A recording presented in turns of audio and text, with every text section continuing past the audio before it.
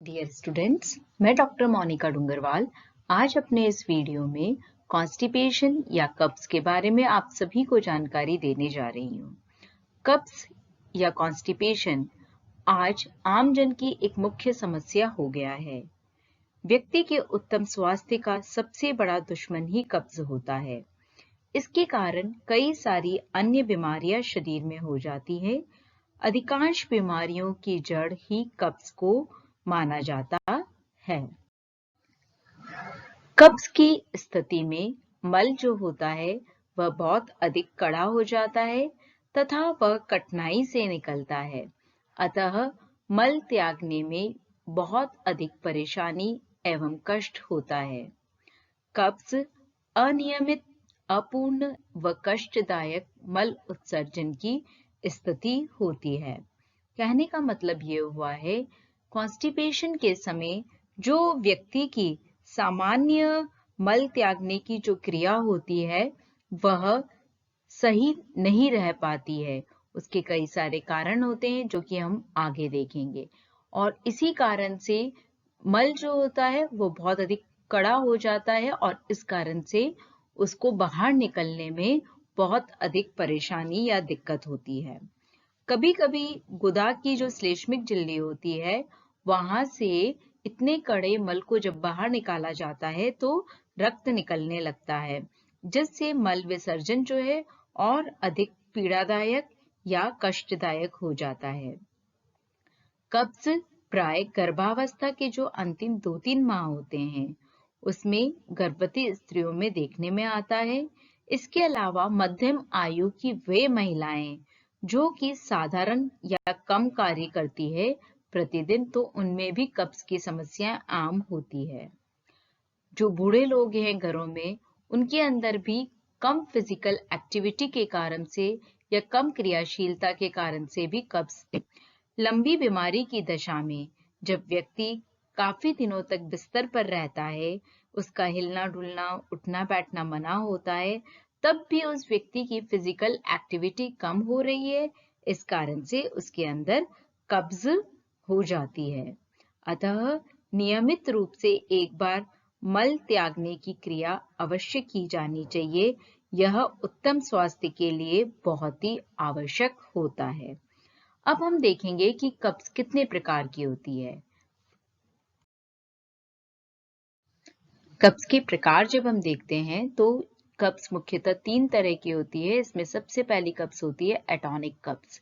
अधिकांश लोगों में एटॉनिक कब्ज ही देखने में आती है, और एटॉनिक का मतलब है टोन से। टोन का मतलब होता है सिकुड़ना और फैलना, अर्थात जो आंतों की मांसपेशियां हैं उसके फैलने और सिकुड़ने की क्रिया में कुछ कमी आ गई है, यानी कि उसके लचीलेपन में कमी आ गई है या अभाव हो गया है, और इस अभाव की वजह से मल जो होता है वो आगे की ओर नहीं बढ़ पाता है और उस व्यक्ति विशेष में कब्ज की सिचुएशन पैदा हो जाती है। एटॉनिक कब्ज होने के कई सारे कारण होते हैं, जैसे कि भोजन में रेशों की कमी होना, या ऐसा फूड स्टफ हम उसे लगातार दिए जा रहे हैं जिसमें कि फाइबर प्रेजेंट ही नहीं है। तो ऐसी कंडीशंस में कब्ज होने की संभावनाएं बढ़ जाती है, क्योंकि आपको पता है कि फाइबर जो होता है वह पेरिस्टाल्टिक मूवमेंट के लिए या क्रमाकुंचन की गति के लिए बहुत जरूरी होता है। इसी तरीके से अगर उसकी डाइट में वाटर कम प्रेजेंट है या इनएडिक्वेट अमाउंट में प्रेजेंट है। इसके अलावा शौच की तो नियमित आदत होनी चाहिए, वह अनियमित हो गई है। वो किसी भी कारण से हो सकती है, जैसे कभी कोई व्यक्ति बाहर जा रहा है, कई बार सुबह सुबह कोई लोग टीवी देख रहे हैं या अपनी शेड्यूलिंग में चेंज हो रहा है। ऐसी कंडीशन में भी शौच की जो आदत होती है वह बदल जाती है। अर्थात नियमित आदत होना शौच की वो भी बहुत जरूरी होता है। इसके अलावा लैक ऑफ एक्सरसाइज, कि उसकी फिजिकल एक्टिविटी बहुत कम है, वह नियमित रूप से व्यायाम नहीं करता है, फिर दिन भर भी उसकी सेडेंटरी लाइफ स्टाइल है, तो ऐसी कंडीशन में भी एटॉनिक कब्ज होने की संभावनाएं बढ़ जाती है। कई बार व्यक्ति एक बार कब्ज हुई उसके बाद नियमित रूप से जुलाब या एनिमा का प्रयोग करने लग जाता है, तो भी उसके अंदर कब्ज की सिचुएशन क्रिएट हो जाती है। अब हम बात कर रहे हैं दूसरी तरह की कब्ज की, जिसका नाम है स्पास्टिक कब्ज। स्पास्टिक कब्ज की जब हम बात करते हैं तो बड़ी आंतों की जो दीवार है उसकी संरचना में कुछ ऐसा परिवर्तन आ जाता है जिससे कि बड़ी आंतों की स्नायु अधिक निष्क्रिय हो जाती है।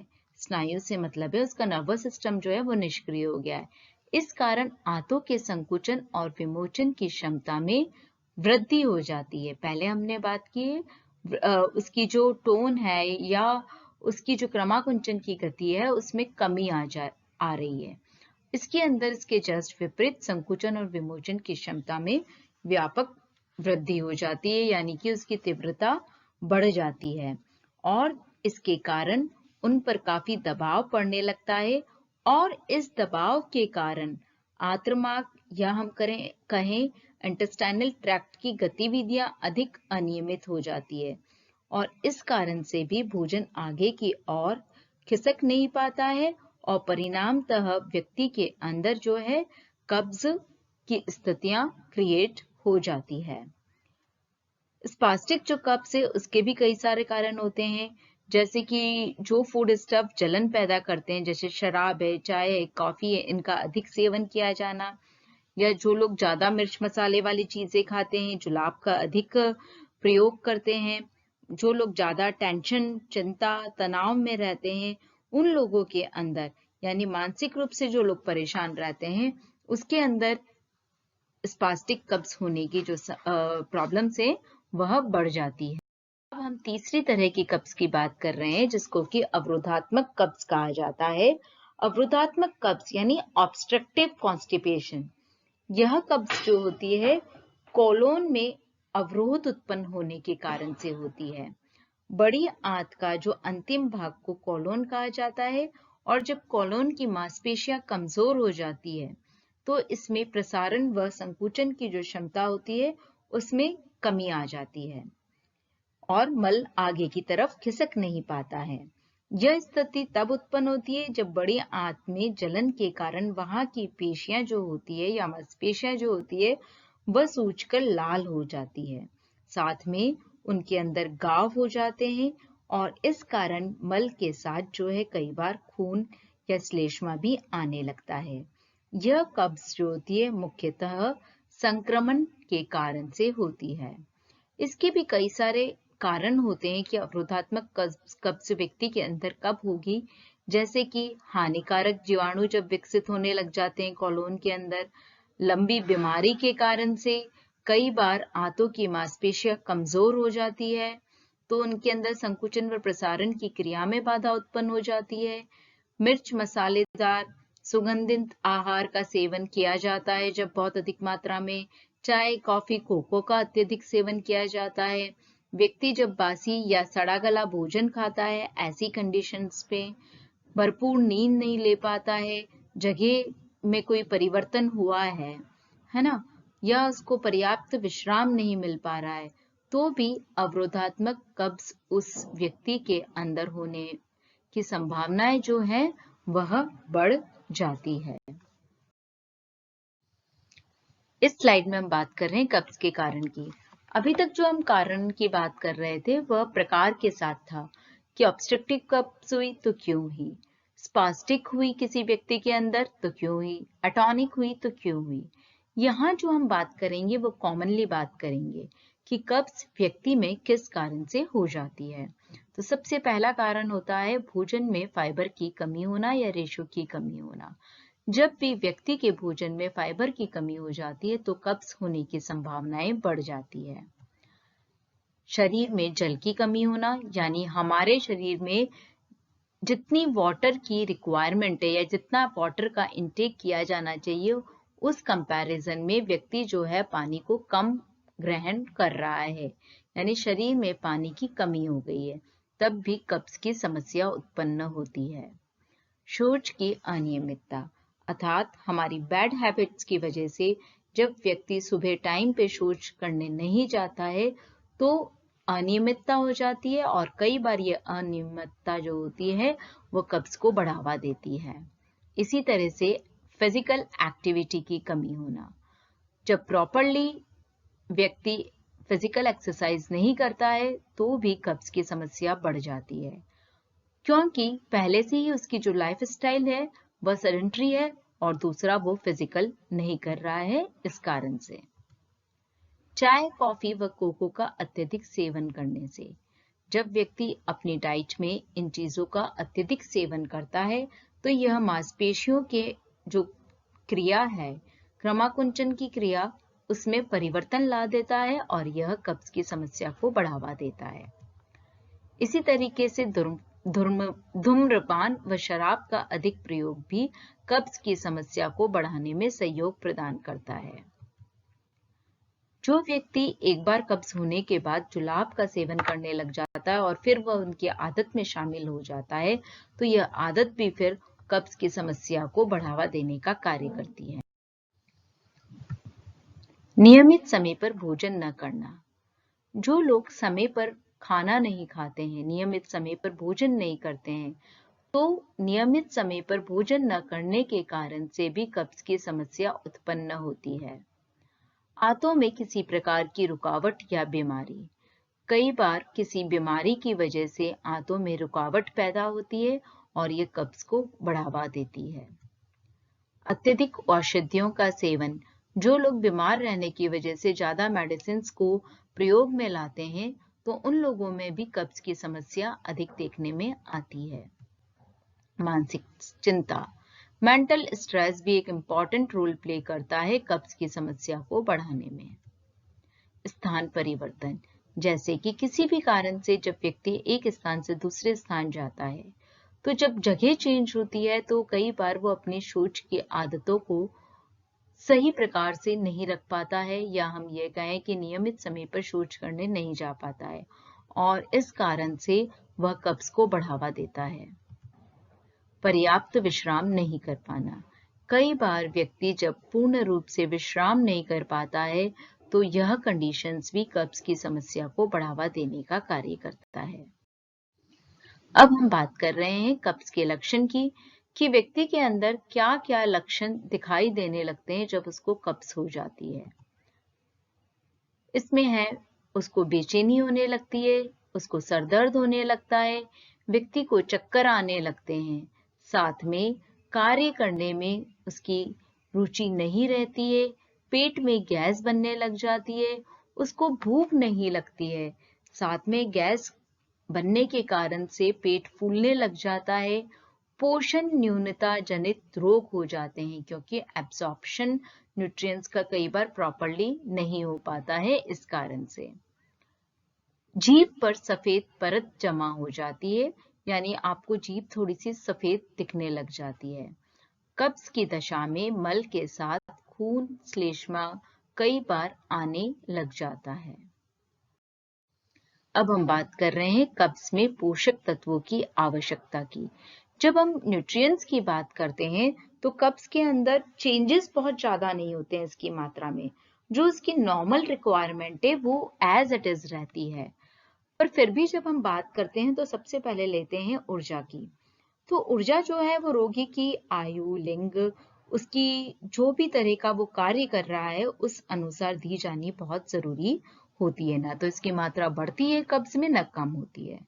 नेक्स्ट हम बात कर रहे हैं कार्बोहाइड्रेट की। आपको पता है लो फाइबर डाइट से कब्ज हो जाती है, तो हमें यह ध्यान रखना है कि कार्बोहाइड्रेट जो है हम इस फॉर्म में दें जिसके अंदर की फाइबर ज्यादा हो, यानी पर्याप्त मात्रा में रेशा दिया जाना बहुत जरूरी हो जाता है, जैसे कि साबुत अनाज है, साबुत दालें हैं, छिलके वाली दालें हैं, सलाद है, फ्रूट्स हैं, है ना। अगर हम आटे की रोटी बना रहे हैं तो चोकर सहित आटे की रोटी का प्रयोग करें।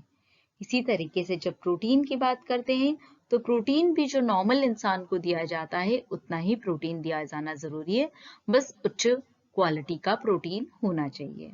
वसा पर्याप्त मात्रा में दी जानी चाहिए और यह वसा सिंपल फॉर्म्स में होनी चाहिए, जैसे बटर, घी वगैरह हम दे सकते हैं, परंतु इसके लिए हम तले हुए भुने हुए भोजन का प्रयोग करें यह गलत हो जाएगा और कब्ज की समस्या को बढ़ावा देने का कार्य करेगा।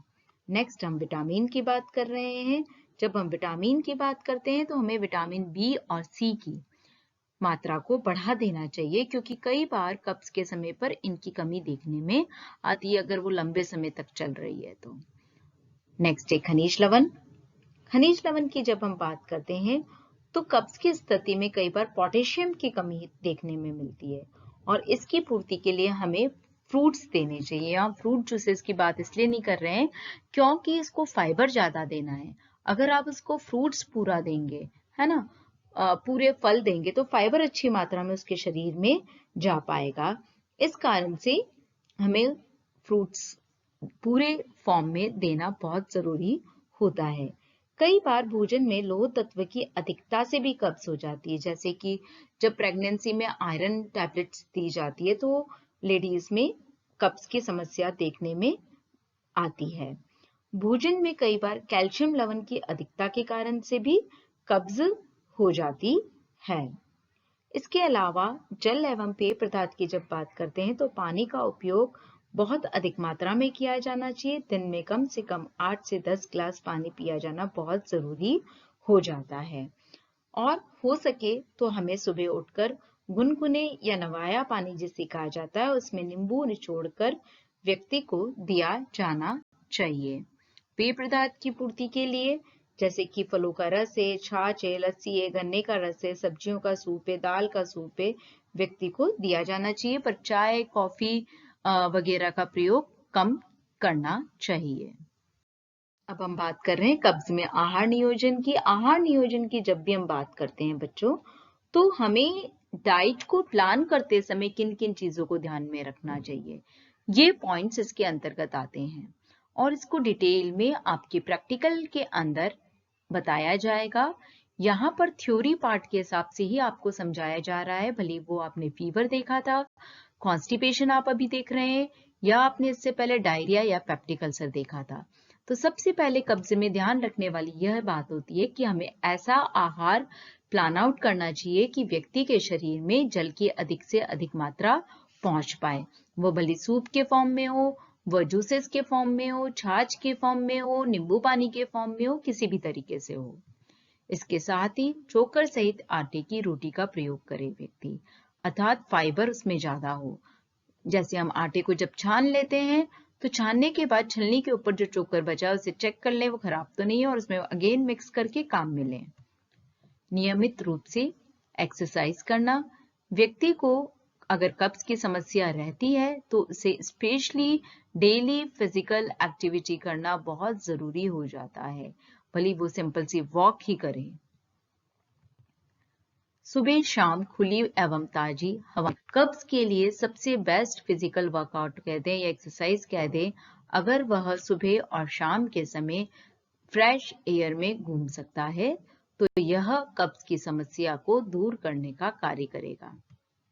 नियमित समय पर शौच जाने की आदत डालना, अर्थात हमें एक शेड्यूल फिक्स कर लेना चाहिए कि हम नियमित समय पर डेली शौच जाएं, जिससे कि कब्ज की समस्या उत्पन्न ही नहीं हो पाए। रेशेदार भोज्य पदार्थों का सेवन, जैसे कि दलिया यानी पूरा अनाज का फॉर्म हो रहा है, साबुत अनाज, छिलके सहित दालें या पूरी दालें, हरी पत्तेदार सब्जियां, फलों का प्रयोग या सलाद का हम प्रयोग करें अपने आहार के अंदर। इसी तरीके से शरीर को स्वस्थ बनाए रखें और क्रियाशील बनाए रखें। अब जो भी कार्य कर रहे हैं उसमें ये ध्यान रखें कि आपकी एक्टिविटी किसको करने से ज्यादा हो रही है, तो क्रियाशील रहेंगे, आप एक्टिव रहेंगे तो कब्ज की समस्या जो होगी उसको दूर भगा पाएंगे। पेय पदार्थ जैसे कि सब्जियों का सूप, फलों का रस, छाछ, लस्सी आदि का सेवन करें। मानसिक चिंता एवं परेशानियों से दूर रहना, अर्थात बेवजह का मेंटल स्ट्रेस न रहें, टेंशन को दूर करें जिससे कि आप कब्ज से निजात पा सकें। प्रातःकाल 1 से 2 गिलास पानी जरूर पीना चाहिए, स्पेशली थोड़े से गुनगुने पानी में नींबू का रस मिला के लेने से कब्ज की समस्या दूर होती है। मिर्च मसाले युक्त भोजन वर्जित होना चाहिए। कब्ज जब व्यक्ति को हो रही है तो उसे अपने आहार में बहुत अधिक मसालेदार भोज्य पदार्थ को उपयोग में नहीं लेना चाहिए। इसके साथ ही आज का जो हमारा ये टॉपिक है बच्चों, कॉन्स्टिपेशन वह खत्म होता है। और इसके साथ ही जो आपका पाचन संबंधी रोग हैं, जिसमें आपने पेप्टिक अल्सर देखा, दस्त देखा और कब्ज देखा, ये भी समाप्त होते हैं। थैंक यू बच्चों।